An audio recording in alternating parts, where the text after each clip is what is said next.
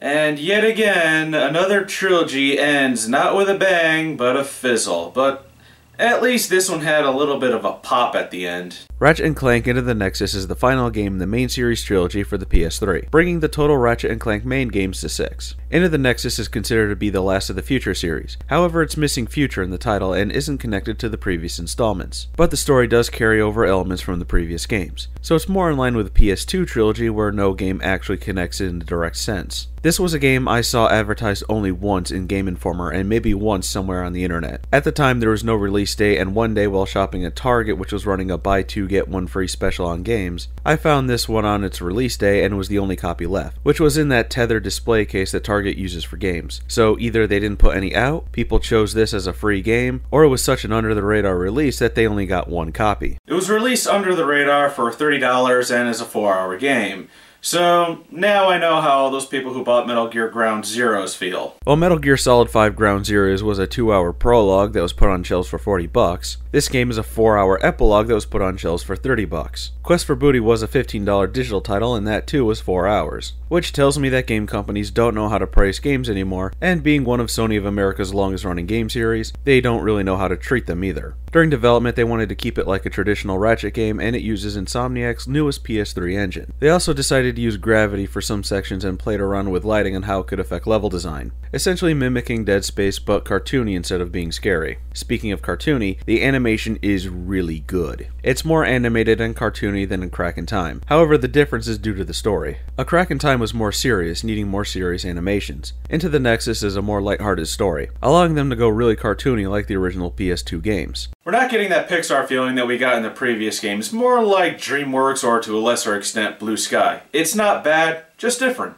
It's just as good graphically as a Crack in Time, but they don't play with the lighting against textures in the way that that game did, meaning they cut down the bloom considerably.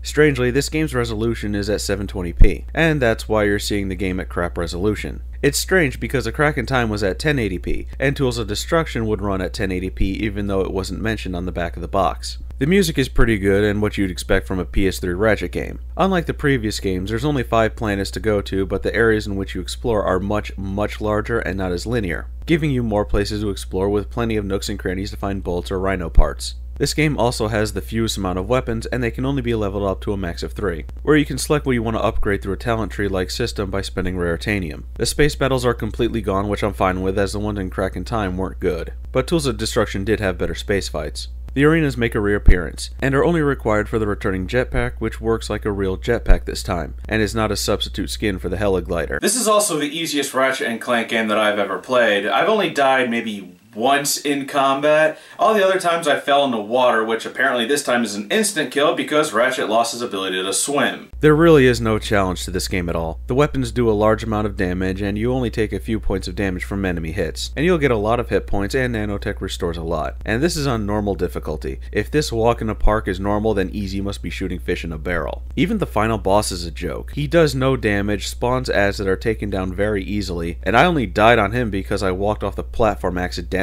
And there's really only 2 boss fights, as the other enemies that have health bars are just larger versions of enemies you'll be facing along the way and go down with nearly no fight. The controls are different for a Ratchet and Clank game. They're more suited to an action game rather than a platform one. In fact, the controls are similar to the Uncharted series. You don't need to select gadgets anymore, as they either have their own separate button or are context sensitive. It all works really well and are really refined. Probably the best controls for a Ratchet game yet. The camera, on the other hand, isn't really that good. When you get your back to a wall, it freaks out, and when upside down, you can't see the floor that well. As far as the story goes, it's classic Ratchet and Clank. It's just stop the bad guys. Nothing really deep or meaningful goes on here like we saw in the previous 2, which I'll have to say it's a nice change of pace. There are some meaningful things, like Ratchet showing empathy with Vendra, the main antagonist who is from another dimension and wants to be with her people. She and her brother are only in Ratchet's dimension due to the Fongoids, a race from the previous game who were gifted the ability of time travel from Orvis and the Zoni, abuse of time travel that caused several rifts, and that's really it. The rifts do take a part in the game where you play as Clank in a 2D platforming section, and you use gravity manipulation to make your way through that section. And at the end of each section, you smack another creature, make your way back to the entrance, and break down a wall. The story does have some very humorous writing, and is the funniest out of the main 6 games. The weapons are okay and are pretty much renamed versions of the ones from A Crack in Time, and you run out of ammunition pretty quickly until towards the end of the game, but ammo respawns all the time and within 3 seconds of each other, adding to the game being a lot easier. Overall though, it's just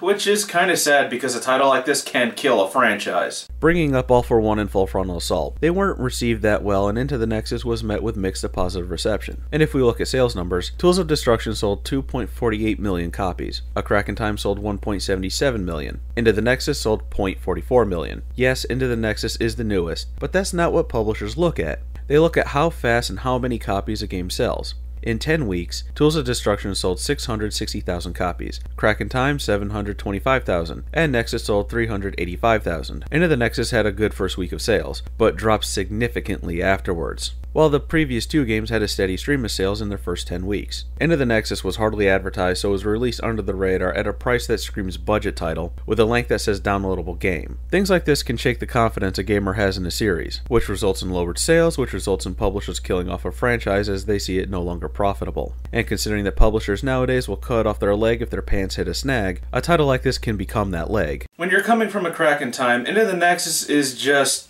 underwhelming. It's not great, but it's not bad. It's just a middle of the road game.